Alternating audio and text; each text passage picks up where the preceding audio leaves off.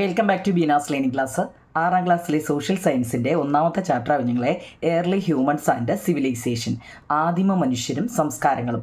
എൻ്റെ സൗണ്ട് ഇതുവരെയും ശരിയായിട്ടില്ല കുഞ്ഞുങ്ങളെ, ഒരു മഴ നനഞ്ഞതാ, തൊണ്ടയ്ക്കാണ് പണി കിട്ടിയത് കേട്ടോ. അതുകൊണ്ട് ഈ സൗണ്ടിനൊരു മാറ്റം വരുന്നില്ല.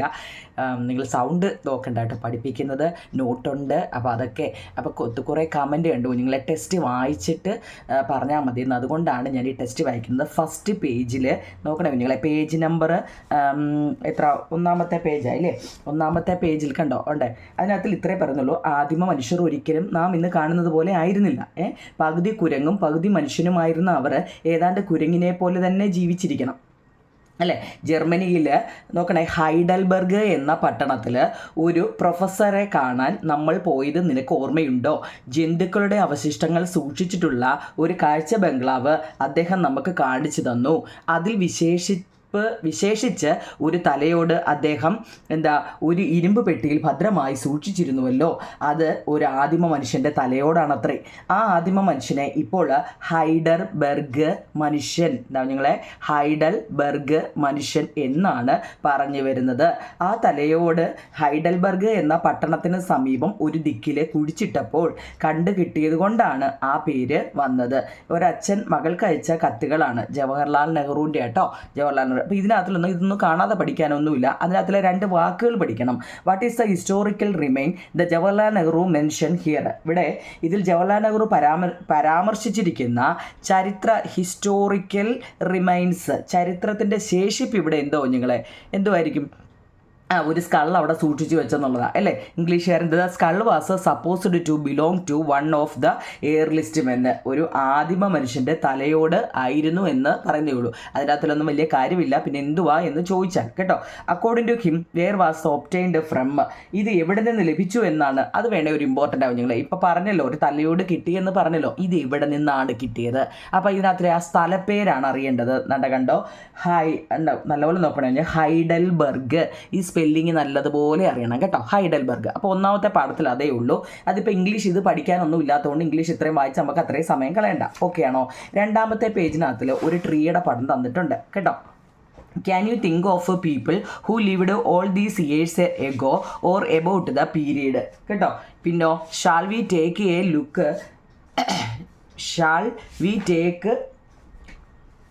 look at the history of people at that time?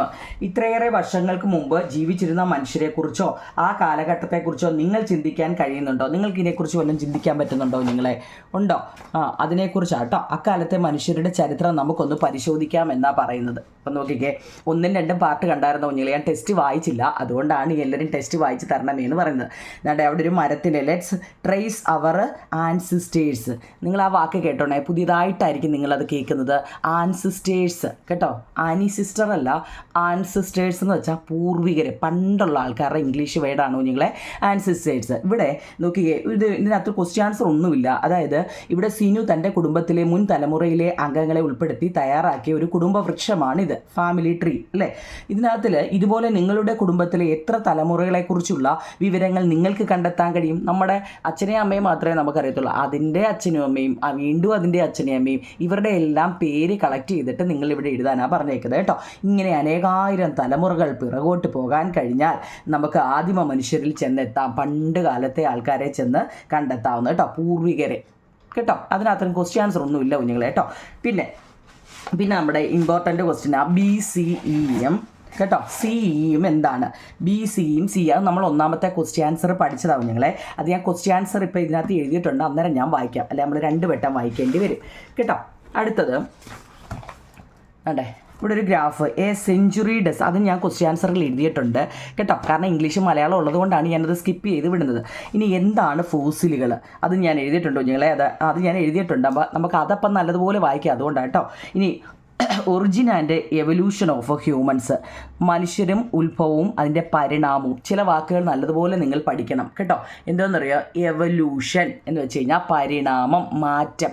പണ്ടുള്ളവരിൽ നിന്നും നമ്മളിപ്പം നമ്മൾ സുന്ദരനും സുന്ദരിമാരുമായ ആയിട്ടിരിക്കുന്നതിനുള്ള മാറ്റം, അതാണ് മനുഷ്യരുടെ മാറ്റങ്ങൾ കേട്ടോ. പരിണാമം എന്ന് വെച്ചാൽ അതിൻ്റെ അർത്ഥം എന്താ?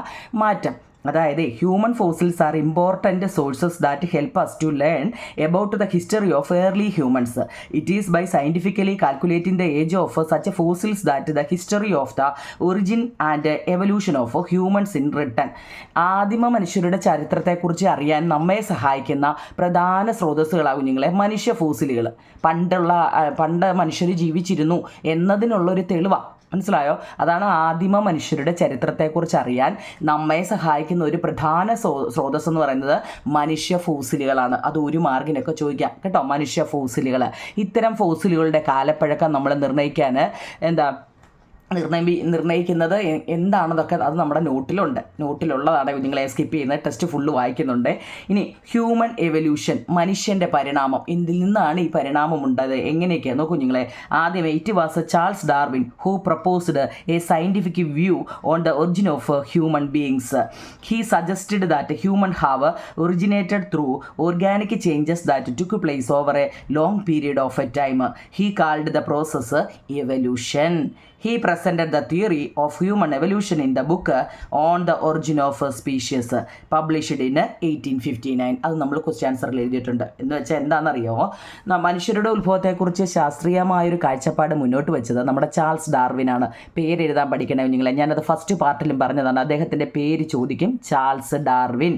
ദീർഘകാലം കൊണ്ട് സംഭവിച്ച ജൈവിക മാറ്റത്തിലൂടെയാണ് മനുഷ്യരുടെ ഉത്ഭവമെന്ന് അദ്ദേഹം അഭിപ്രായപ്പെട്ടു. പെട്ടെന്ന് ഇപ്പം ഇന്നത്തെ നാളെ രാവിലെ എണീച്ചപ്പോൾ അങ്ങ് സുന്ദരനും സുന്ദരിയൊന്നും ആയതല്ല.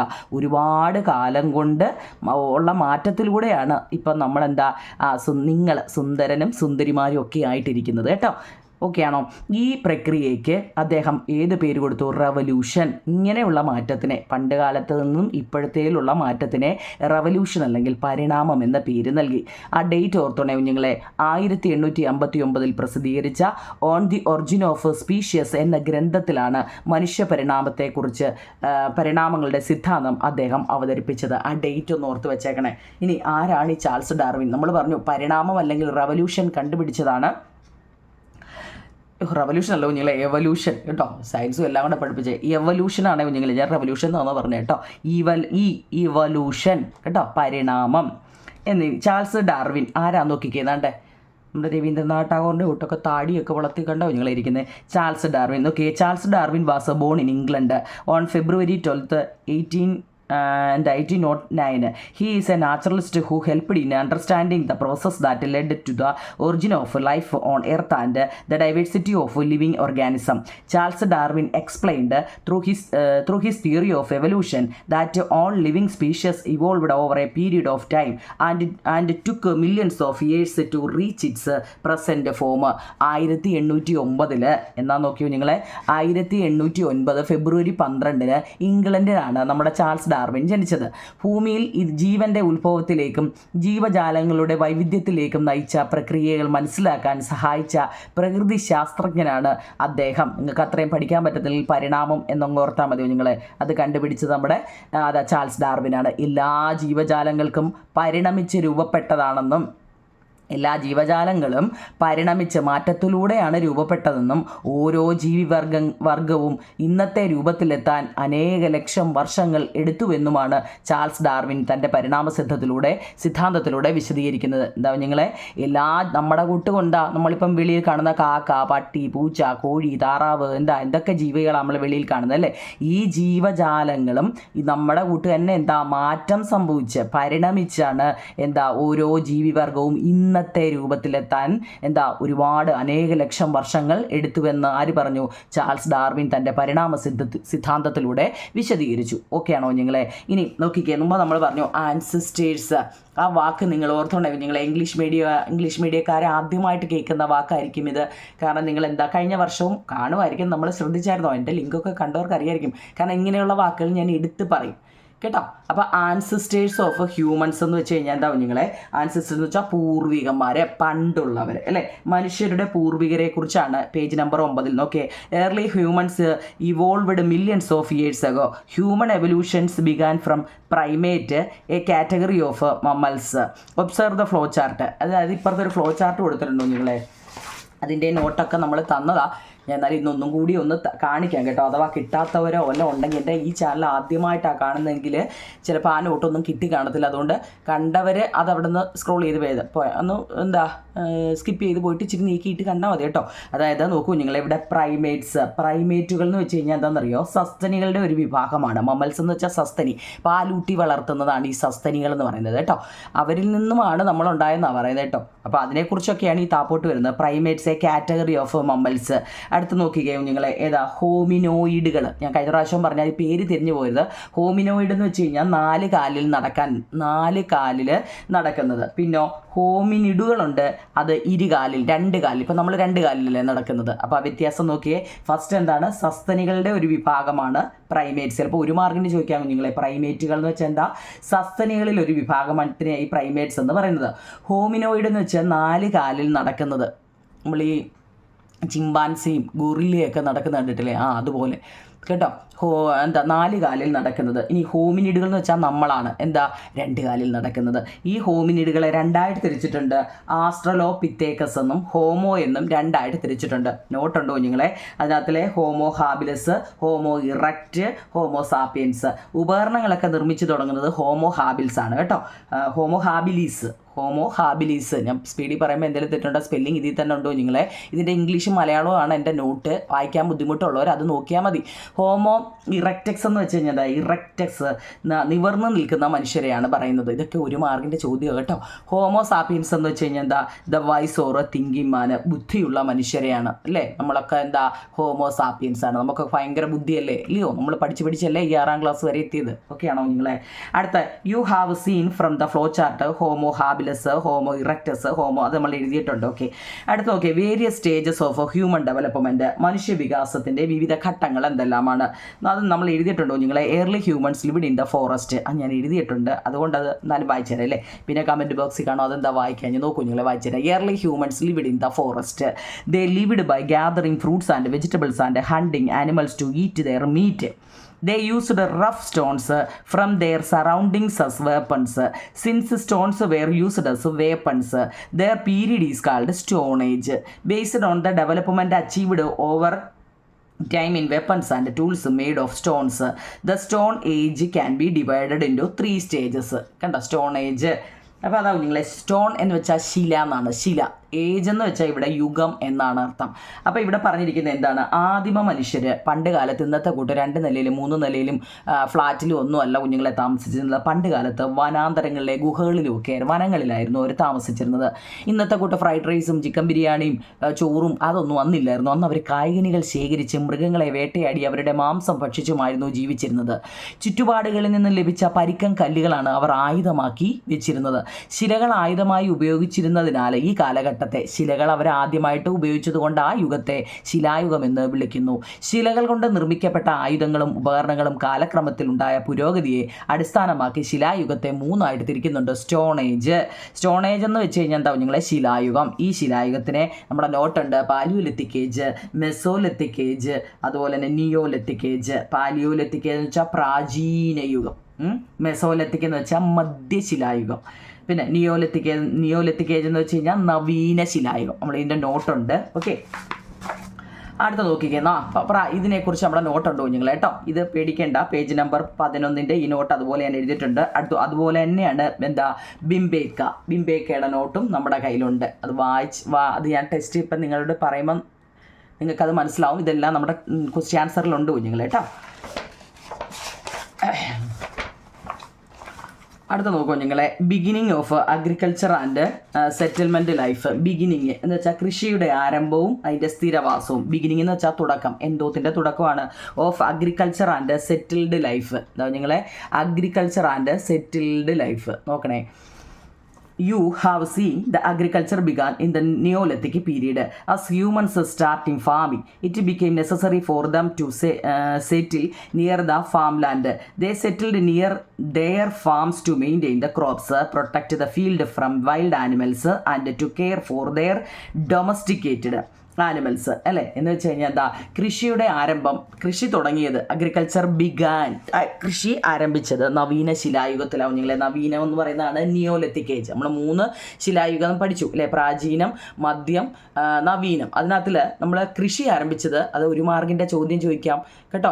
എന്ത് കാര്യം നല്ലതുപോലെ മനസ്സിലാക്കണേ കുഞ്ഞുങ്ങളെ. ശിലായുഗത്തെ 3ആയിട്ട് തിരിച്ചിട്ടുണ്ട്. അതിൽ ആ 3ാമത്തെ ശിലായുഗത്തിലാണ് അല്ലേ, നിയോലിത്തിക്കിലാണ് നമ്മൾ കൃഷി ആരംഭിച്ചത്. ഈ കൃഷി ചെയ്യാൻ ആരംഭിച്ച മനുഷ്യർക്ക് കൃഷിയിടങ്ങൾക്ക് സമീപത്തായി സ്ഥിരവാസം അനിവാര്യമായി വന്നു. എന്ന് വെച്ചാൽ എവിടെയെങ്കിലും കൊണ്ട് കൃഷി ചെയ്തിട്ട് എവിടെയെങ്കിലും പോയി താമസിച്ചാൽ പോരാ. എന്താ, വന്യമൃഗങ്ങളെല്ലാം ഇപ്പം തന്നെ നമ്മുടെ എല്ലായിടവും എന്താ, പന്നിശല്യമോ അവിടെയൊക്കെ ഉണ്ടോ കുഞ്ഞുങ്ങളെ, നിങ്ങളുടെ സ്ഥലത്തൊക്കെ ഉണ്ടോ? എന്താ പന്നിശല്യം എന്ന് വെച്ച് കഴിഞ്ഞാൽ ഒന്നും നമ്മുടെ എന്താ അയ്യത്ത് നടാൻ പറ്റത്തില്ല അല്ലേ, എല്ലാം പന്നി കുത്തി ഇളക്കി. അതുകൊണ്ട് ഇപ്പോൾ എന്താ, ചീനിക്കൊക്കെ എന്തൊരു വിലയാണ് അല്ലേ. കാരണം എന്താ, ഉള്ളവർക്ക് കിട്ടുന്നുണ്ട്, ഇല്ലാത്തവർക്ക് ഇല്ല. ചീനി നല്ല എല്ലാം അല്ലേ. അപ്പോൾ എന്താ കുഞ്ഞുങ്ങളെ, അപ്പോൾ ഇങ്ങനെയൊക്കെ ഈ വന്യമൃഗങ്ങളെ കൊണ്ട് ദോഷം ഉള്ളത് കൊണ്ട് ഇവരെന്ത് ചെയ്യുന്നറിയോ, ഈ കൃഷി ചെയ്യുന്നതിൻ്റെ സമീപത്തായിട്ട് തന്നെ ഇവരങ്ങ് താമസിക്കാൻ തുടങ്ങി. കൃഷി പരിപാലിക്കാനും കൃഷിയിടങ്ങളെ വന്യജീവികളിൽ നിന്നും സംരക്ഷിക്കാനും മൃഗപരിപാലനത്തിനുമായിട്ട് അവർ കൃഷിയിടങ്ങളുടെ സമീപത്തായിട്ട് സ്ഥിരവാസം ഉറപ്പിച്ചു. ഞാൻ ഇത്ര സ്പീഡിൽ പോകുന്നെങ്കിൽ നിങ്ങൾ ഓർത്താൽ മതി, ആ ക്വസ്റ്റ്യൻ ആൻസർ നമ്മുടെ മറ്റേ ആൻസർ എഴുതിയിട്ടുണ്ടോ കുഞ്ഞുങ്ങളെ, അപ്പോൾ അതൊന്നും ഞാൻ ഒന്നും കൂടെ പറയത്തില്ല കേട്ടോ. അടുത്തൊക്കെ സ്ഥിരവാസങ്ങളും മാറ്റങ്ങളും അത് നമ്മൾ എഴുതിയിട്ടുണ്ട്. കാരണം അവർ സ്ഥിരതാമസവും അന്നേരം ഉണ്ടാകുന്ന മാറ്റങ്ങളും എന്താണ് നോക്കിക്കേടുത്ത. ഫ്രം സ്റ്റോൺ ടു മെറ്റൽ, ശിലയിൽ നിന്നും നമ്മൾ പിന്നെ ലോഹത്തിലോട്ട് പോവാം. മെറ്റൽ എന്ന് വെച്ചാൽ എന്താ കുഞ്ഞുങ്ങളെ, ലോഹങ്ങൾ. പണ്ട് കാലത്ത് നമ്മൾ ആദ്യമേ എന്താണ്, ശിലായുഗത്തിലാണ് നമ്മൾ കൃഷി തുടങ്ങിയത്. കൃഷി തുടങ്ങുമ്പം അതിന് ആയുധങ്ങളൊക്കെ വേണ്ടായി കുഞ്ഞുങ്ങളെ അല്ലേ. നമ്മൾ അതിൻ്റെ മണ്ണിളക്കി ഇടാനും തൂമ്പ, കുന്താലി, പിന്നെന്തെങ്കിലുമൊക്കെ അല്ലേ മണ്ണിളക്കണ്ടേ. അപ്പോൾ ഇതിനുള്ള ആയുധങ്ങളെല്ലാം അവരെന്ത് ചെയ്തു, ശിലായുഗത്തിൽ നിന്ന് അവർ ലോഹത്തിലേക്ക്, മെറ്റലിലോട്ട് കയറി. നോക്കിക്കേ, പേജ് നമ്പർ 13 നോക്കൂ നിങ്ങളെ. Page number 13. Do you know which was the first metal used by humans? മനുഷ്യർ ആദ്യം ഉപയോഗിച്ച ലോഹം ഏതാണെന്ന് നിങ്ങൾക്കറിയാമോ? നോക്കൂ നിങ്ങളെ, അതൊരു ഇമ്പോർട്ടൻറ്റ് ചോദ്യമാണ്. ഞാൻ എഴുതിയിട്ടുണ്ട്, എല്ലാ പ്രധാനപ്പെട്ട ക്വസ്റ്റ്യനുകളും എഴുതിയിട്ടുണ്ട്. Copper was the first metal used by human. ഒരു മാർക്കിനും ചോദിക്കാവുന്നതാണ് കുഞ്ഞുങ്ങളെ കേട്ടോ. എന്താണ്, ചെമ്പായിരുന്നു മനുഷ്യർ ആദ്യം ഉപയോഗിച്ച ലോഹം. വളരെ ഇമ്പോർട്ടൻ്റ് ആട്ടോ, നിസ്സാരമായിട്ടൊന്നും ഒന്നിനെയും കരുതല്ലേ. ഓക്കെ, ഞാൻ ടെസ്റ്റ് വരയ്ക്കാഞ്ഞതാണ്, കാരണം നോട്ടുണ്ട്. പിന്നോ, the period when humans used weapons and tools made of metals is called metal age. മുമ്പ് നമ്മൾ സ്റ്റോൺ ഏജ് ആണ് പഠിച്ചത്. ഈ സ്റ്റോൺ ഏജിനെ 3ആയിട്ട് തിരിക്കുന്നത് ഏതൊക്കെയാണ്? Palaeolithic age, mesolithic age, neolithic age എന്ന് 3ആയിട്ട് തിരിച്ചായിരുന്നു അല്ലേ. ഈ നിയോലിത്തിക് ഏജിലാവും നിങ്ങളെ കൃഷി വന്നത് കേട്ടോ, അതൊക്കെ ഓർത്തോടെ. ഇനി അവരതിന് ശേഷം എന്താണ്, കോപ്പർ, ചെമ്പ് അല്ലേ, ചെമ്പായിരുന്നു മനുഷ്യർ ആദ്യം ഉപയോഗിച്ച ലോഹം. ഈ ലോഹങ്ങൾ കൊണ്ട് അവരെന്ത് ചെയ്തു, humans used weapons are tools made of metal is called metal age. Since copper was not strong enough for tilling the soil and cutting trees, they mixed copper and tin to make a harder and stronger alloy called bronze. The period when weapons and tools made of bronze were used is known as bronze age. ഈ വരിയിൽ തന്നെ metal ഏജുമുണ്ട്. Metal age എന്ന് വെച്ചാൽ എന്താവും നിങ്ങളെ, ലോഹയുഗം. നമ്മൾ ശിലായുഗം എന്നാൽ എന്താണെന്ന് പഠിച്ചായിരുന്നു, ഓരോന്നും ഓർത്തോണേ. ശിലായുഗത്തിനെ 3ആയിട്ട് തിരിച്ചെന്നും കൃഷിയെക്കുറിച്ച് പറഞ്ഞു അല്ലേ. ഇനി നമ്മൾ കോപ്പറിനെ കുറിച്ച് ചോദിച്ച് എഴുതാൻ അറിയണം. പിന്നെ മെറ്റൽ ഏജ് എന്താണ്, ബ്രോൺസ് ഏജ് എന്താണ് കേട്ടോ. ഈ ഒരു പാരഗ്രാഫ് വളരെ ഇമ്പോർട്ടൻ്റ് ആവും നിങ്ങൾ. എന്ന് വെച്ചാൽ എന്താണോ, അതെന്ന് വെച്ചാൽ ലോഹങ്ങൾ കൊണ്ട് ആയുധങ്ങളും ഉപകരണങ്ങളും നിർമ്മിച്ച് ഉപയോഗിക്കുന്ന കാലഘട്ടത്തെയാണ് നമ്മൾ ലോഹയുഗം അല്ലേ. ലോഹങ്ങൾ ഉപയോഗിക്കാൻ തുടങ്ങിയപ്പോൾ അതിനെ ലോഹയുഗം എന്ന് പറയുന്നു. മണ്ണ് ഉഴുതു മറിക്കാനും മരങ്ങൾ മുറിക്കാനും ഒക്കെയുള്ള കാഠിന്യവും ഉറപ്പും ചെമ്പിന് കുറവായി. മണ്ണ് നല്ലപോലെ വെട്ടി ഇതൊക്കെ ഇളക്കുമ്പോൾ എന്താവും നിങ്ങളെ, ചെമ്പ് എന്താ പൊട്ടി ഇളകിയൊക്കെ പോകാൻ തുടങ്ങി അല്ലേ. അതിന് വലിയ കട്ടിയൊന്നുമില്ല, ഈ പറയത്തക്ക വലിയ കട്ടിയൊന്നുമില്ല. മണ്ണ് ആഞ്ഞെന്ന് വെച്ചാൽ ഇന്നത്തെ കൂട്ടം അന്ന് കിളച്ചൊന്നും ഇട്ട വസ്തുക്കളല്ലല്ലോ, എന്താ നല്ല കട്ട തറയായിരിക്കും അല്ലേ. അപ്പോൾ അത് വെട്ടൊന്നും കൊള്ളത്തില്ല.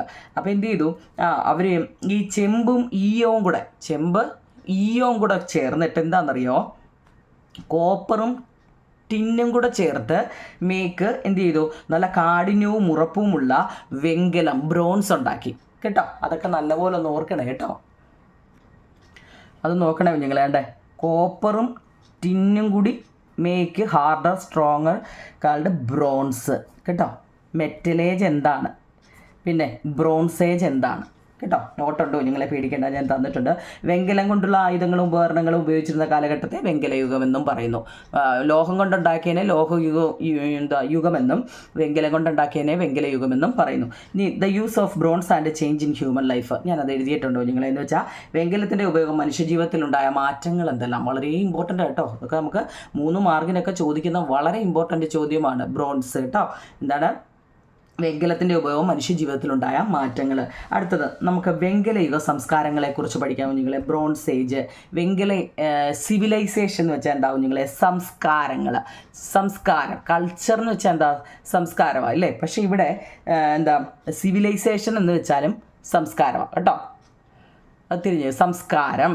ഓക്കെ, വെങ്കലയുഗ സംസ്കാരങ്ങൾ, ബ്രോൺസ് ഏജ് സിവിലൈസേഷൻ.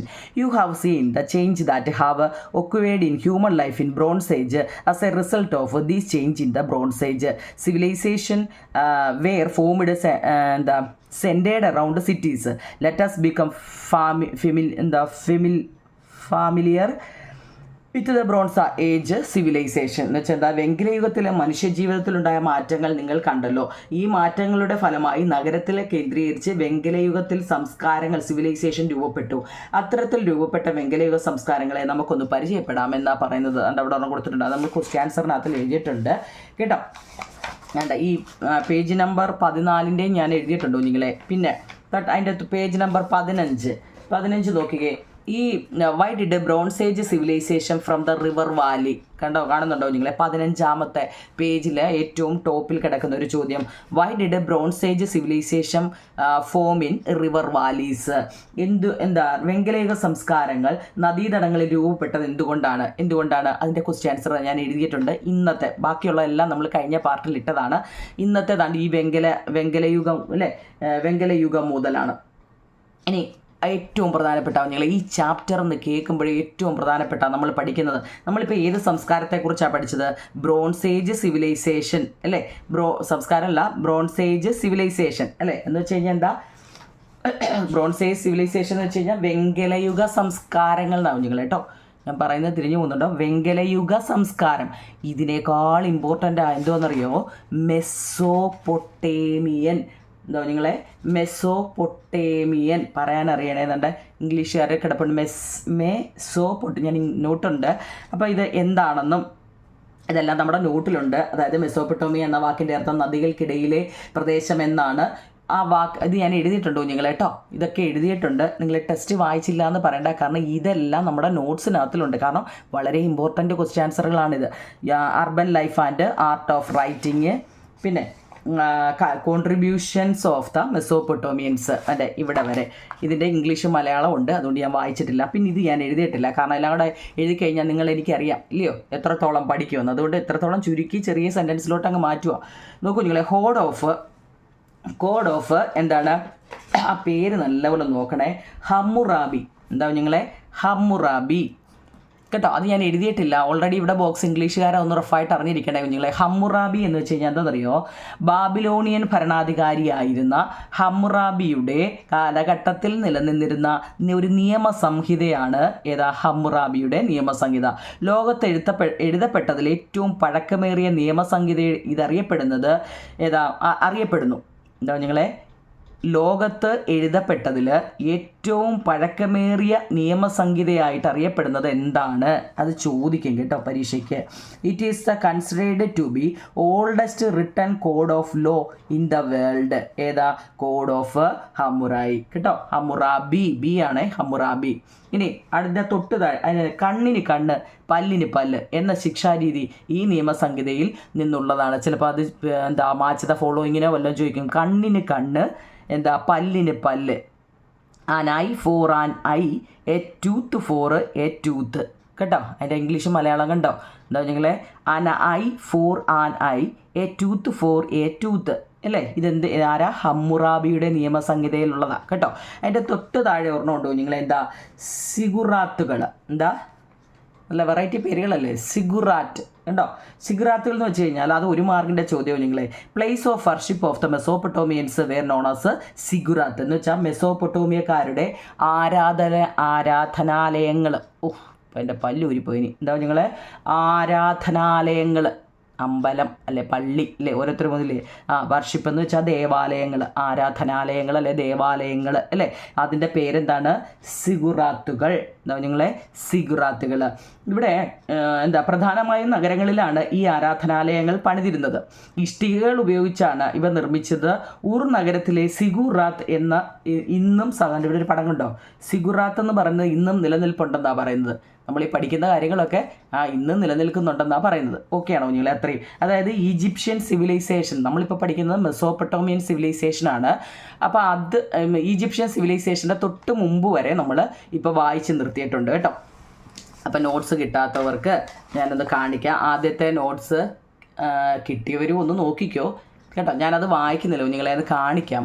അപ്പോൾ എൻ്റെ തൊണ്ട ഇത് കാരണം നമ്മൾ 2 ലിങ്കിലും ഇത് കാണിച്ചിട്ടുണ്ട്. ഇനി ഒന്നുകൂടെ കാണിച്ചു കഴിഞ്ഞാൽ അവർക്കത് ബോറാവും അല്ലേ? അതെ, മലയാളം ഉണ്ട്, കാണാൻ പറ്റുന്നുണ്ടല്ലോ. ഇത് മലയാളം, ഇത് ഇംഗ്ലീഷ് കേട്ടോ. അപ്പോൾ നിങ്ങൾ എഴുതാനുള്ളത് മലയാളംകാരൻ എന്ത് ചെയ്യുക, അത് പോസ് ചെയ്തിട്ടിട്ട് കാണുക. നോക്കൂ നിങ്ങളെ, രണ്ടാമത്തെ സെഞ്ചുറി എന്ന് വെച്ചാൽ 100 ആണ്, മില്യൺ എന്ന് വെച്ചാൽ കണ്ടോ, ഫോസിലുകൾ വളരെ ഇമ്പോർട്ടൻ്റ്. ആ ഫോസിലുകൾ എന്നാലുണ്ട് പണ്ട് കാലത്തെ സസ്യങ്ങളും മൃഗങ്ങളും മനുഷ്യരും ഒക്കെ എന്ത് ചെയ്യുക, ചത്ത് കിടന്ന് ജീർണിച്ച് അതിൻ്റെ ശേഷിപ്പുകളെ നമ്മൾ ഫോസിൽ എന്ന് പറയുന്നത് കേട്ടോ. പിന്നെ ഫോസിലുകളെ വളരെ ഇമ്പോർട്ടൻ്റ് ആവും നിങ്ങളെ. ഫോസിലുകളെ കുറിച്ചുള്ള പഠനത്തിനെ നമ്മളെന്താ പാലിയൻ്റോളജി എന്നാണ് പറയുന്നത്. ഇനി ഈ ഫോസിലുകളുടെ കാലപ്പഴക്കം നമ്മൾ ഈ ഒക്കെ JCB ഉപയോഗിച്ചൊക്കെ നമ്മൾ ഈ കിളയ്ക്കുമ്പോൾ കാണാം, നമ്മൾ സിനിമയിലൊക്കെ കണ്ടിട്ടില്ലേ, ഓരോ JCB ഓരോ സ്കൾട്ടനൊക്കെ എടുത്തുകൊണ്ട് വരുന്നത് ഇല്ലയോ, സിനിമയിലൊക്കെ കണ്ടിട്ടുള്ളൂ അല്ലേ. അപ്പം അതിൻ്റെ എന്താണ്, ഏതിൻ്റെയാണ്, എങ്ങനെയാണെന്നൊക്കെ കാലപ്പഴക്കമൊക്കെ അറിയാൻ വേണ്ടി ഉപയോഗിക്കുന്ന എന്താവും നിങ്ങളെ കാർബൺ ഡേറ്റിംഗ്. ഇത് 2 ഓർത്തോണേ. ഫോസിലുകളെക്കുറിച്ചുള്ള സ്റ്റഡി പാലിയൻ്റോളജി, ഇതിൻ്റെ കാലപ്പഴക്കം അറിയുന്നത് കാർബൺ ഡേറ്റിംഗ് കേട്ടോ. അടുത്ത ഇത് പരിണാമം അല്ലെങ്കിൽ ഇവല്യൂഷൻ. എനിക്ക് എപ്പോഴും റവല്യൂഷൻ എന്നേ വരത്തുള്ളൂ. എവല്യൂഷൻ അല്ലേ, കണ്ടുപിടിച്ചത് ചാൾസ് ഡാർവിനാണ്. ആ പേര് നല്ലതുപോലെ സ്പെല്ലിങ് പഠിക്കണം കേട്ടോ. മനുഷ്യ പരിണാമത്തെക്കുറിച്ചുള്ള സിദ്ധാന്തം ചാൾസ് ഡാർവിൻ അവതരിപ്പിച്ചത് ഏത് പുസ്തകത്തിലൂടെയാണ്? On the origin of species. നമ്മൾ അതൊക്കെ എഴുതിയതാണ്. ഒന്നാമത്തെ പാർട്ട് അത്രയായിരുന്നു അല്ലേ. നോക്കിയോ നിങ്ങൾ. രണ്ടാമത്തത് പരിണാമത്തിൻ്റെ വിവിധ ഘട്ടങ്ങൾ ഏതെല്ലാം? എവല്യൂഷൻ ഇപ്പോൾ നമ്മൾ പറഞ്ഞതാ, പ്രൈമേറ്റ്സ് അല്ലേ, ഹോമിനിഡ്സ്, ആസ്ട്രോപിത്തേക്കസ്, ഹോമോയിലാണ് നമ്മൾ എന്ത് ചെയ്തത്, ഈ 3 വരുന്നത്. അതിൽ ഹോമോ സാപ്പിയൻസ് ആണ് നമ്മൾ മനുഷ്യർ വരുന്നത് കേട്ടോ. നമ്മുടെ ടെസ്റ്റിലുണ്ട് കുഞ്ഞുങ്ങളെ. അഥവാ അത് വായിക്കാൻ അറിയാൻ വയ്യാത്തവരുണ്ടെങ്കിൽ ഇതിനകത്ത് മലയാളവും ഞാൻ കൊടുത്തിട്ടുണ്ട് കേട്ടോ. അത് വായിക്കാൻ അറിയാൻ വയ്യാത്തവർക്ക് കേട്ടോ, ഇംഗ്ലീഷ് വായിക്കാൻ അറിയാൻ വയ്യാത്തവർക്ക്. ഇനി മനുഷ്യ വികാസത്തിൻ്റെ വിവിധ ഘട്ടങ്ങൾ ഇപ്പോൾ നമ്മൾ വായിച്ചായിരുന്നു അല്ലേ. Early humans lived in caves and forest, they gathered food and hunted animals, they used stones found in their surrounding weapons. ആദിമ മനുഷ്യർ വനങ്ങളിലും ഗുഹകളിലും ഒക്കെ ആയിരുന്നു ജീവിച്ചിരുന്നത്. മൃഗങ്ങളെ വേട്ടയാടിയും കൈകനികൾ ശേഖരിച്ച് മാംസം ഭക്ഷണമാക്കിയൊക്കെ ആയിരുന്നു അവർ ജീവിച്ചിരുന്നത്. ചുറ്റുപാടുകളിൽ നിന്ന് ലഭിച്ച പരുക്കൻ കല്ലുകൾ അവർ ആയുധമാക്കി ഉപയോഗിച്ചു. ഈ പീരീഡിനെ നമ്മൾ സ്റ്റോൺ ഏജ് എന്നാണ് അറിയപ്പെടുന്നത്. സ്റ്റോൺ ഏജിനെ 3 ആയിട്ട് തിരിച്ചിട്ടുണ്ട്: palaeolithic age, mesolithic age, neolithic age. Okay, അപ്പോൾ എന്താണ് ഈ പാലിയോലിത്തിക് ഏജ് എന്ന് വെച്ച് കഴിഞ്ഞാൽ ശിലായുഗത്തിൻ്റെ ആദ്യഘട്ടമായിരുന്നു. പരുക്കൻ കല്ലുകൾ ഒരു ഉപകരണമാക്കി ശേഖരണവും വേട്ടയാടലും ഉപജീവനമാക്കി. പാലിയോലിത്തിക് ഏജിൽ അല്ലെ പ്രാചീന ശിലായുഗത്തിൽ എന്തെല്ലാമാണ് നടന്നത്? മെസോലിത്തിക് ഏജ് എന്ന് വെച്ചാൽ മധ്യശിലായുഗം കുഞ്ഞുങ്ങളെ. അന്നേരം അവർ എന്ത് ചെയ്യും, സ്മാൾ സ്റ്റോണുകൾ എടുത്ത്, ചെറിയ ചെറിയ കല്ലുകൾ അവർ കൂർപ്പിച്ചൊക്കെ രക്ഷ നേടാൻ വേണ്ടി എടുത്തു. പിന്നെ ഭക്ഷ്യയോഗ്യമായ പുല്ലിനങ്ങളും മത്സ്യവും അവർ ഭക്ഷണമാക്കി. പുല്ലുമൊക്കെ തിന്നാൽ കുഴപ്പമില്ല എന്നൊക്കെ ഉള്ളത് അവർ മത്സ്യമൊക്കെ അവർ ഭക്ഷണമാക്കി കഴിച്ചു. പിന്നെ മൃഗത്തിൻ്റെ തോലും മരത്തോലും ഇലകളും ഒക്കെ വസ്ത്രമിടാൻ തുടങ്ങി. ഏതിലാണ്? മെസോലിത്തിക് ഏജിലാണ് അല്ലേ വസ്ത്രമിടാൻ തുടങ്ങിയത്. അതൊക്കെ എല്ലാത്തിൻ്റെയും 3 പ്രധാനപ്പെട്ട പോയിന്റുകൾ മാത്രമേ ഉള്ളൂ കുഞ്ഞുങ്ങളെ. അതിൻ്റെ മലയാളവും ഇംഗ്ലീഷും എഴുതിയിട്ടുണ്ട്. വായിക്കാൻ അറിയാൻ വയ്യാന്ന് ഇനിയും പറയല്ലേ. നിയോലിത്തിക് ഏജ് എന്ന് വെച്ചാൽ നവീന ശിലായുഗമാണ്. നവീന ശിലായുഗത്തിൽ നമ്മൾ കൃഷി ആരംഭിച്ചത് അല്ലേ. കൃഷി ആരംഭിച്ചു. പിന്നെ കൂടുതൽ പരിഷ്കരിക്കപ്പെട്ട മിനുസമുള്ളതുമായ കല്ലുകളൊക്കെ അവർ ഉപയോഗിച്ചു തുടങ്ങി. ചക്രം കണ്ടുപിടിച്ചത് ഏത് യുഗത്തിലാണ് നിങ്ങളോട് ചോദിക്കുന്നില്ല. ചക്രം, വീല് അല്ലേ, വീല് കണ്ടുപിടിച്ചത് ഏതാ? നിയോലിത്തിക് ഏജിലാണ് കേട്ടോ. അതുപോലെ മൺപാത്രങ്ങളൊക്കെ കണ്ടുപിടിച്ചതും നിയോലിത്തിക് ഏജിലാണ്. നമ്മളത് പറഞ്ഞതുകൊണ്ടൊന്ന് പോകുന്നത്. ഇനി ബിംബേക്ക എന്നാൽ എന്താ? മധ്യപ്രദേശിലെ ബിംബേക്ക ഇന്ത്യ ശിലായുഗ മനുഷ്യർ അധിവസിച്ചിരുന്ന ഇന്ത്യയിലെ ഒരു പ്രധാന ഗുഹാ കേന്ദ്രമായിരുന്നു ഈ ബിംബേക്ക. എഴുതാൻ അറിയണേ. നവീന ശിലായുഗത്തിൽ കൃഷിയിടങ്ങൾക്ക് സമീപം സ്ഥിരവാസം ആരംഭിച്ച മനുഷ്യരിൽ എന്തൊക്കെ മാറ്റങ്ങൾ ഉണ്ടായേക്കാം? അവർ വാസസ്ഥലങ്ങൾ നിർമ്മിച്ചു തുടങ്ങി. അവർക്ക് താമസിക്കാനുള്ള സ്ഥലം ഒപ്പിച്ചല്ലേ. ജനങ്ങൾ കൂടുതൽ ഇടപഴകാൻ തുടങ്ങുകയും സാമൂഹിക ജീവിതത്തിന് തുടക്കം കുറിക്കുകയും വർദ്ധിക്കുകയും ചെയ്തു. സ്ഥിരവാസ കേന്ദ്രങ്ങൾ ക്രമേണ ഗ്രാമങ്ങളായും നഗരങ്ങളായും വികാസം പ്രാപിച്ചു. കാരണം ഇത് ഞാൻ രണ്ടാമത്തെ പാർട്ടിലും ഒന്നാമത്തെ പാർട്ടിലും ഒക്കെ കുറേ നേരം ഇതിനെക്കുറിച്ച് സംസാരിച്ചാവും ഞങ്ങളെ, അതുകൊണ്ടാണ് സ്പീഡിൽ പോകുന്നത് കേട്ടോ. അഥവാ ഇതിനകത്തിൽ എന്തെങ്കിലും ഡൗട്ട് ഉള്ളവർക്ക് നമ്മുടെ 1ഉം 2ഉം പാർട്ട് നമ്മുടെ 6ാം ക്ലാസ്സിലെയും 5ാം ക്ലാസ്സിൻ്റെയും 7, 8ൻ്റെ ഒക്കെ നമ്മുടെ ചാനലിലുണ്ട് കുഞ്ഞുങ്ങളെ കേട്ടോ. നിങ്ങളുടെ കൂട്ടുകാരോ ആരെങ്കിലും ഒക്കെ ഉണ്ടെങ്കിൽ അവരോട് പറയണം, മനസ്സിലാവുന്നെങ്കിൽ അത് മനസ്സിലാവുമെന്ന് പറയണം. കാരണം ഇത്രയും സിമ്പിളായിട്ട് പറഞ്ഞ് മനസ്സിലാക്കാവോ. മാത്സൊക്കെ നിങ്ങൾ നോക്കുമ്പോൾ അറിയാം, അങ്ങനെ എല്ലാമാണ് നിങ്ങളെ പഠിപ്പിക്കുന്നത് കേട്ടോ. അപ്പം 6ാം ക്ലാസ്സിലെ എല്ലാ ചാപ്റ്ററും, ഒരുവിധമുള്ള എല്ലാ ചാപ്റ്ററുകളും ഞാൻ ഇടാൻ ശ്രമിക്കുന്നുണ്ട്. സമയപരിധിയാണ് കുഞ്ഞുങ്ങളെ കേട്ടോ. എന്നാലും ഞാൻ ഡെയിലി ഓരോ ലിങ്ക് വീതം ഇടുന്നുണ്ട് കേട്ടോ. നിങ്ങൾ നോക്കണം അത് ഏത് ലിങ്കാണെന്ന് കേട്ടോ. നിങ്ങളുടെ ആണെങ്കിൽ നിങ്ങൾ എടുത്ത് വെച്ച് കാണുക കേട്ടോ. ഇനി beginning and settlement of agriculture, കൃഷിയുടെ ആരംഭം എന്താവും നിങ്ങളെ ഈ പറഞ്ഞതിൻ്റെ ഇംഗ്ലീഷ് ആയത് കേട്ടോ. എന്തൊക്കെയാണ് സ്റ്റാർട്ടഡ്, ബിൽഡിംഗ്, സെറ്റിൽ, പിന്നെ സെറ്റിൽമെൻറ്റ് ഇതൊക്കെ നമ്മൾ പറഞ്ഞതാണ് അല്ലേ. മനുഷ്യർ ആദ്യം ഉപയോഗിച്ച ലോഹമാണ് ചെമ്പ്. Copper was the first metal used by humans. 16. അടുത്ത കുഞ്ഞുങ്ങളെ നമ്മൾ പറഞ്ഞായിരുന്നു മെറ്റൽ ഏജ്, ലോഹയുഗം അല്ലേ. Copper was the first metal used by humans. The period when weapons and tools were made and used from metal is called metal age. വളരെ important ആണ് metal age. ചെമ്പായിരുന്നു മനുഷ്യർ ആദ്യം ഉപയോഗിച്ച ലോഹം.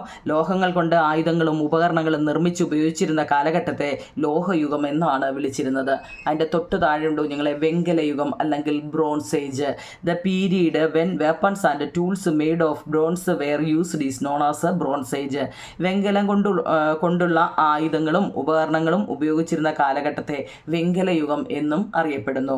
വെങ്കലത്തിൻ്റെ ഉപയോഗം മനുഷ്യജീവിതത്തിൽ ഉണ്ടാക്കിയ മാറ്റങ്ങൾ. 3 മാർക്കിൻ്റെ വളരെ ഇമ്പോർട്ടൻ്റ് ഉത്തരവാദിത്തങ്ങളെ. Bronze tools helped in expanding agricultural field.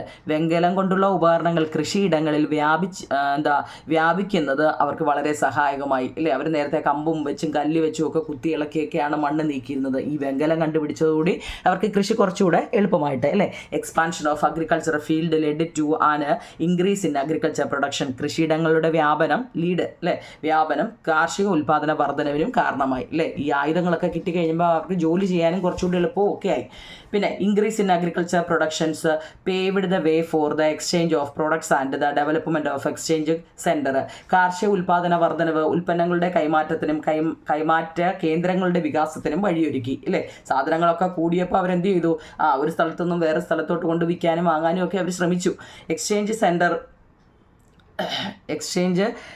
Centres later transformed into town and cities. കൈമാറ്റ കേന്ദ്രങ്ങൾ പിൽക്കാലത്ത് അവർ പട്ടണങ്ങളായും നഗരങ്ങളായും ഒക്കെ രൂപപ്പെട്ടു അല്ലേ. കുറച്ച് സാധനമുള്ളപ്പോൾ അവിടെയൊക്കെ ഉള്ളവർക്ക് കൊടുത്തു. കൂടുതലായപ്പം അവരടുത്ത സ്ഥലം നോക്കി അത് വിൽക്കാനും അല്ലേ. നമ്മളൊക്കെ അങ്ങനെയല്ലേ വിൽക്കാൻ കൂടുതൽ അങ്ങോട്ടും ഇങ്ങോട്ടും ഒക്കെ പോയി തുടങ്ങി. ഇനി നോക്കൂ നിങ്ങൾ വെങ്കലയുഗ സംസ്കാരങ്ങൾ. ബോക്സിനകത്തിലെ മെസോപ്പൊട്ടോമിയ എന്ന് വെച്ചാൽ യൂഫ്രട്ടീസ് ടൈഗ്രീസ് നദികൾ, ഈജിപ്ഷ്യന് നൈൽ നദി, ഹാരപ്പന് ഇൻഡസ്, ചൈനീസ് ഹുവാങ്ഹി റിവർ. ഹുവാങ്ഹോന്നും ഹീന്നും ഒക്കെ കേട്ടോ. ഹുവാങ്ഹോ എന്നൊക്കെ ആയിരുന്നു ഞങ്ങൾ പഠിച്ച് പറയുന്നത് കേട്ടോ. ഹീന്നാണ് ഇവിടെ ടെസ്റ്റിൽ എഴുതി വെച്ചേക്കുന്നത്. ഓക്കെ ആണോ നിങ്ങളെ? അപ്പോൾ ഈ 4 നമ്മുടെ ടെസ്റ്റിലെ ബോക്സിൽ എഴുതേണ്ട കാര്യങ്ങളാണ് കേട്ടോ. 20 ക്വസ്റ്റ്യൻ ആൻസർ. അടുത്ത 21ാമത്തെ ചോദ്യം ഇന്നത്തെ അല്ലേ. അത് മറ്റേ 2 നമ്മൾ കഴിഞ്ഞ പാർട്ടിലിട്ട വെങ്കലയുഗ സംസ്കാരങ്ങൾ നദീതടങ്ങളിൽ രൂപപ്പെട്ടത് എന്തുകൊണ്ടാണ്? Why did bronze age civilization from the river valley? Fertile soil, നല്ല ഫലപുഷ്ടമായ മണ്ണാണ്. അവൈലബിലിറ്റി ഓഫ് വാട്ടർ, ജലത്തിൻ്റെ ലഭ്യത. വെള്ളം വീണോ കുഞ്ഞുങ്ങളെ? അവൈലബിലിറ്റി ഓഫ് വാട്ടർ, ജലലഭ്യത, ഫേവറബിൾ ക്ലൈമറ്റ്, അനുകൂലമായ കാലാവസ്ഥ. വെങ്കലയുഗ സംസ്കാരങ്ങൾ നദീതടങ്ങളിൽ രൂപപ്പെട്ടത് എന്തുകൊണ്ടാണെന്നത് 3 വാക്കാണ്. 3 വാക്കിന് ചിലപ്പോൾ 3 മാർക്കൊക്കെ ആയിരിക്കും കേട്ടോ. വെങ്കലയുഗത്തെക്കുറിച്ചാണ് നമ്മൾ പഠിക്കുന്നത്. ഇനി ഏറ്റവും പ്രധാനപ്പെട്ടാണ് മെസോപ്പൊട്ടോമിയൻ സിവിലൈസേഷൻ. ഇംഗ്ലീഷുകാർ നോക്കൂ നിങ്ങളെ. The word Mesopotamia means the land between rivers. മെസോപ്പൊട്ടോമിയ എന്ന വാക്കിൻ്റെ അർത്ഥം നദികൾക്കിടയിലെ പ്രദേശം എന്നാണ്. മെസോപ്പൊട്ടോമിയ എന്ന വാക്കിൻ്റെ അർത്ഥം എന്താ? മെസോപ്പൊട്ടേമിയ എന്ന വാക്കിൻ്റെ അർത്ഥം നദികൾക്കിടയിലെ പ്രദേശം, ദ ലാൻഡ് ബിറ്റ്വീൻ റിവേഴ്സ് എന്നാണ്. നോക്കിയോ നിങ്ങളെ. ദ റീജിയൻ ലൈസ് ബിറ്റ്വീൻ ആ പേരൊക്കെ നോക്കണേ. യൂഫ്രട്ടീസ്, ടൈഗ്രീസ് എന്നീ നദികൾക്കിടയിലാണ് ഈ പ്രദേശം സ്ഥിതി ചെയ്യുന്നത്. നിങ്ങളുടെ ടെസ്റ്റിൽ അതിൻ്റെ പടം കൊടുത്തിട്ടുണ്ട് കേട്ടോ. ഈ 2 സ്ഥലപ്പേര് നോക്കിയിട്ട് അതിൻ്റെ ഇടയിലാണ് മെസോപ്പൊട്ടേമിയൻ പ്രദേശം ഉള്ളത്. നിലവിൽ ഇറാഖിൻ്റെ ഒരു ഭാഗവുമാണ് കുഞ്ഞുങ്ങളെ. എന്താണ് നോക്കിയേ? ദ റീജിയൻസ് ലൈസ് ബിറ്റ്വീൻ, ഈ പേര് ഓർത്തുകൊണ്ടേ കുഞ്ഞുങ്ങളെ. യൂഫ്രട്ടീസും ടിഗ്രീസും അല്ലെ ടൈഗ്രീസ്, ടൈഗർ എന്ന് പറയുന്നത് ടൈഗ്രീസ് റിവറും അല്ലേ. These region is presently a part of Iraq. ഇത് ഇറാഖിൻ്റെ ഒരു ഭാഗമാണ്.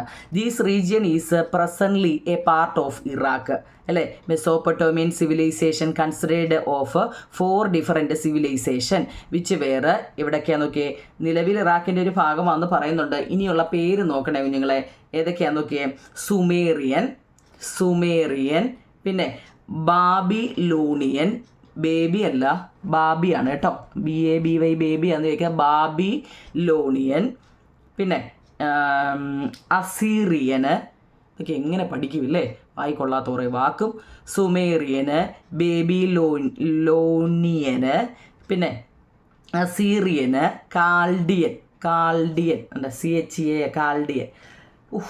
ഇതൊക്കെ 6ാം ക്ലാസ്സിൽ പഠിക്കുന്ന പിള്ളേർക്ക് എന്തോ ഇല്ലയോ, നമ്മൾ കേട്ടിട്ട് പോലും ഇല്ലാത്ത കുറേ വാക്കുകൾ, എന്തോ ചെയ്യാനാവും നിങ്ങളെ, പഠിച്ചേക്കില്ലല്ലേ ഒക്കത്തുള്ളൂ അല്ലേ. അപ്പോൾ എന്താ, മെസോപ്പൊട്ടോമിയ എന്ന വാക്കിൻ്റെ അർത്ഥം നദികൾക്കിടയിലെ പ്രദേശം എന്നാണ്. യൂഫ്രട്ടീസ്, ടൈഗ്രീസ് എന്നീ നദികൾക്കിടയിലാണ് ഈ പ്രദേശം സ്ഥിതി ചെയ്യുന്നത്. നിലവിൽ ഇറാഖിൻ്റെ ഒരു ഭാഗമാണിത്. നിങ്ങൾക്ക് ഇംഗ്ലീഷ് വാക്ക് കിട്ടുന്നില്ല, ഏതാണ് മലയാളം നോക്കി പഠിക്കണേ നിങ്ങളെ. സുമേറിയന്, ബാബിലോണിയന്, അസീറിയന്, കാൽഡിയൻ എന്നിങ്ങനെ 4 വ്യത്യസ്ത സംസ്കാരങ്ങൾ കൂടിച്ചേരുന്നതായിരുന്നു മെസോപ്പൊട്ടോമിയൻ സംസ്കാരം. അത് വളരെ ഇമ്പോർട്ടൻ്റ് ഒരു പോയിൻ്റാണ്. അപ്പോൾ ആ പേര് നിങ്ങളത് പഠിക്കണേ കേട്ടോ. മെസോപ്പൊട്ടോമിയൻ സംസ്കാരം എന്ന് പറയുന്നത് ഏതൊക്കെ 4 എണ്ണം കൂടിച്ചേരുന്നതാണെന്ന് ആ പേര് നല്ലപോലെ പഠിക്കണേ നിങ്ങളെ. 22ാമത്തെ ചോദ്യമാണ്. 23ാമത്തെ ചോദ്യം നോക്കിയേ. Urban life and art of writing. Urban life and എന്ന് വെച്ചാൽ നഗരജീവിതം, അർബൻ എന്ന് വെച്ചാൽ നഗരം, നഗരജീവിതവും എഴുത്തുവിദ്യയും. The Sumerians were the first people who contributed to the development of urban life in Mesopotamia. മെസോപ്പൊട്ടോമിയയിൽ നഗരജീവിതം കെട്ടിപ്പടുക്കാൻ സംഭാവന നൽകിയ ആദ്യ ജനത സുമേറിയക്കാരായിരുന്നു. ആ വരി നല്ലപോലെ നോക്കണേ. The major cities of Mesopotamian civilizations were, നോക്കൂ ഞങ്ങളെ ആ പേര് നല്ലപോലെ നോക്കണേ, ഉറൂക്ക്, ലഗാഷ് മുതലായവയാണ്. എല്ലാം വെറൈറ്റി പേരുകളാണ് ഇല്ലയോ ചാപ്റ്ററിലുള്ള. ഉറൂക്ക്, ലഗാഷ് മുതലായവയാണ്. ഓക്കെ ആണോ? എന്ന് വെച്ചാൽ നമ്മൾ മെസോപ്പൊട്ടോമിയൻ സിവിലൈസേഷനെ കുറിച്ചാണ് പഠിക്കുന്നത്. അവിടുത്തെ നഗരജീവിതവും എഴുത്തുവിദ്യയും ഒക്കെ എങ്ങനെയായിരുന്നു എന്നാണ് ഈ 2 വരിയിൽ പറയുന്നത്. അടുത്ത അതുപോലെ തന്നെ പ്രധാനപ്പെട്ടാവും നിങ്ങൾ എന്താണ് ഈ ക്യൂണിഫോം എന്ന് വെച്ച് കഴിഞ്ഞാൽ, മെസോപ്പൊട്ടോമിയക്കാരുടെ എഴുത്ത് സമ്പ്രദായത്തിന് പറയുന്ന പേരാവും നിങ്ങളെ ക്യൂണിഫോം. മെസോപ്പൊട്ടോമിയക്കാരുടെ എഴുത്ത് സമ്പ്രദായത്തിന് ക്യൂണിഫോം എന്നാണ് പറയുന്നത്. The writing system of the Mesopotamians was known as a cuneiform. ഇനി ഈ ക്യൂണിഫോം ലിപിയെക്കുറിച്ച് നോക്കിയേ. The scripts was developed by the Sumerian. ഈ ലിപി വികസിപ്പിച്ചെടുത്തത് സുമേറിയക്കാരാണ്. It was a wedge shaped pictographic. ഞാൻ അങ്ങനെ വായിച്ചുകൊണ്ട് കാര്യമില്ലല്ലോ നിങ്ങൾ കണ്ട ഈ സംഭവം കണ്ട. It was a wedge shaped, wedge എന്ന് വെച്ചാൽ ആപ്പിൻ്റെ ആകൃതിയിലുള്ള ചിത്ര ലിപിയാണ് ഇത്. It was written on clay tablet. Clay ഉണ്ടല്ലോ നിങ്ങളെ, ചെളി എന്ന് വെച്ചാൽ കളിമണ്ണ്. ഈ കളിമൺ ഫലകങ്ങളിലാണ് ഇവർ ഇത് എഴുതിയിരുന്നത്. നോക്കണേ അതിൻ്റെ മലയാളം ഇംഗ്ലീഷും ഒക്കെ നോക്കണമെങ്കിൽ. They used a pointed reed stylus to write on clay tablet. കൂർത്ത മുനയുള്ള ഈറത്തണ്ടുണ്ടല്ലോ, മുള. ഈ ഈറമുളയൊക്കെ ഒരിടത്തെല്ലാം ഒരുപോലാണോ നിങ്ങൾ പറയുന്നത്? ഈറയല്ല മുള അല്ല, സോറി കേട്ടോ, ഈറയും മുളയും 2 അപ്പം ഈറത്തണ്ട്, ബാമ്പു അല്ലേ, ഈറത്തണ്ടുകളാണ് കളിമൺ ഫലകങ്ങളിൽ എഴുതാൻ അവർ ഉപയോഗിച്ചിരുന്നത്. അപ്പോൾ ഈ 4 എണ്ണം നല്ലപോലെ നോക്കണേ, കാണാൻ പറ്റുന്നുണ്ടല്ലോ നിങ്ങളെ. മലയാളവും ഇംഗ്ലീഷും ഉണ്ട് കേട്ടോ. മൊത്തം 25 ക്വസ്റ്റ്യൻ ആൻസറാണ്. 26ാമത്തെ നോക്കിയ ടെസ്റ്റിലെ മെസോപ്പൊട്ടോമിയക്കാരുടെ സംഭാവനകൾ. ഇനി ഇവർ വന്നതിന് ശേഷം നമുക്ക് എന്തൊക്കെയാണ് തന്നിട്ട് പോയേ? നമുക്ക് ഒരുപാട് ഗുണങ്ങളുണ്ട്. എന്താണെന്നറിയോ? സയൻസ്, മാത്തമാറ്റിക്സ്, ശാസ്ത്രവും ഗണിതവും നമുക്ക് തന്നു. നിയമം നോക്കൂ നിങ്ങളെ. ലൂണാർ കലണ്ടർ, ചാന്ദ്ര പഞ്ചാംഗം, calculate the solar and lunar eclipse, സൂര്യഗ്രഹണവും ചന്ദ്രഗ്രഹണവും കണക്കിലാക്കാൻ പഠിച്ചു. ഡിവിഷൻ ആൻഡ് മൾട്ടിപ്ലിക്കേഷൻ, ഹരണവും ഗുണനവും 3 എണ്ണം നോക്കണേ കേട്ടോ. അതാ സയൻസ് ആൻഡ്, അതായത് ഈ മെസോപ്പൊട്ടോമിയക്കാർ നമുക്ക് തന്ന സംഭാവനകളാണ് ഈ 3 എണ്ണം. എന്താ? Science and mathematics. നിയമങ്ങളോ? ലോസ് വേറെ കോഡിഫൈഡ് അല്ലേ, codified for the first time during the regions of Sumerian ruler Dungi. അതായത് സുമേറിയൻ ഭരണാധികാരിയായിരുന്ന, നോക്കൂ നിങ്ങളെ പേര് ഓർത്തുണ്ടേ, സുമേറിയയിലെ ഭരണാധികാരിയായിരുന്നു ഡുങ്കിയുടെ കാലഘട്ടത്തിലാണ് നിയമങ്ങൾ ആദ്യമായിട്ട് ക്രോഡീകരിക്കപ്പെട്ടത്. ദ കോഡ് ഓഫ് പേര് ഓർത്തോണേ, ഹമ്മുറാബി അല്ലേ, മുമ്പ് നമ്മൾ പഠിച്ച Hammurabi is the revised from these law. ഈ നിയമങ്ങൾ പരിഷ്കരിച്ചത് സാമുറാബിയുടെ നിയമസംഹിതയാണ്. ഹമ്മുറാബി അല്ല, സാമുറായി. അല്ല ഹാമുറാബി കേട്ടോ ലാസ്റ്റിലത്തെ ഹായാണ്. ടെസ്റ്റിലുണ്ടോ നിങ്ങൾ കേട്ടോ നോക്കട്ടെ, ഇനി ഞാൻ ഡൗട്ടാകും മാറ്റാം. ഹാമുറാബിയാണ് നിങ്ങൾ കേട്ടോ, ഹാമുറാബിയുടെ സംഗീതയാണ്. ഇനി കോഡ് ഓഫ് എന്താ ഹാമുറാബി, അത് ഞാൻ പറഞ്ഞായിരുന്നല്ലോ. ഈ രണ്ടും ബോക്സിൽ നിങ്ങളങ്ങ് റഫായിട്ടൊന്ന് അറിഞ്ഞിരിക്കണം കേട്ടോ. ഓക്കെ ആണോ? അപ്പോൾ ഇത്രയും. ഇനി നമ്മൾ പഠിക്കുന്നത് ഈജിപ്ഷ്യൻ സിവിലൈസേഷനെ കുറിച്ചാണ്. അത് നമുക്ക് അടുത്ത പാർട്ടി ഇടാം. അപ്പോൾ നമ്മൾ ടെസ്റ്റും വായിച്ചു. മൊത്തം നമ്മൾ എത്ര 28 ക്വസ്റ്റ്യൻ ആൻസറും നമ്മൾ പഠിച്ചിട്ടുണ്ട് കേട്ടോ. അപ്പോൾ മനസ്സിലാവുന്നുണ്ടെങ്കിൽ കമൻറ്റ് ബോക്സിൽ പറയണേ നിങ്ങളെ. കാരണം നമ്മൾ ഒറ്റയടിക്ക് ഒരു ചാപ്റ്ററിൻ്റെ ഇത്രയും വായിക്കുകയും ചെയ്തു, ഇത്രയും നോട്ടും എഴുതി കേട്ടോ. ഓക്കെ ആണേ? Thank you. താങ്ക്സ്.